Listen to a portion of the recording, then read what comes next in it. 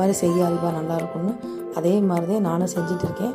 அதுக்கு வந்து ஒரு குக்கர் வச்சு 3 ஸ்பூன் எண்ணெய், 1 ஸ்பூன் நெய், கடுகு, வெங்காயம் போட்டுக்கலாம். சின்ன வெங்காயம் 20 வெங்காயம், பச்சை மிளகாய் 1, காஞ்ச மிளகாய் 1 போட்டு வதக்கிக்கலாம். காரத்துக்கு தகுந்த மாதிரி நீங்கள் போட்டுக்கோங்க. ஒரு 3 தக்காளி, மீடியம் சைஸ் தக்காளி போட்டிருக்கேன் 1/2 கிலோ அரிசிக்கு. இப்போ வந்து பூண்டு 4 பல்லு பூண்டு, 1/4 ஸ்பூன் மிளகு, 1/4 ஸ்பூன் ஜீரகம் தட்டி எடுத்து போட்டுக்கலாம். இந்த டிஷ்ஷுக்கே இதான் ரொம்ப ஸ்பெஷலு. 1/4 ஸ்பூன் மஞ்சள் பொடி போட்டு நல்லா வதக்கிடலாம். தேவையான உப்பு போட்டுக்கலாம்.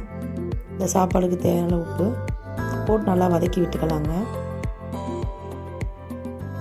நான் வந்து 1 கப் அரிசிக்கு 1/4 கப் பருப்பு அளவு ஊற வச்சுருக்கேன். அரிசியை கழுவிட்டு இந்த அதிலே போட்டுடலாங்க. குக்கரில் சேர்த்துக்கலாம்.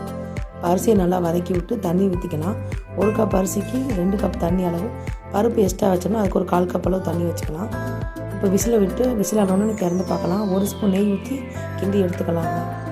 அவ்வளோதான் ஃப்ரெண்ட்ஸ், அரிசி பருப்பு சாதம் ரெடி. இந்த வீடியோ பிடிச்சிருந்தா லைக் பண்ணுங்கள்.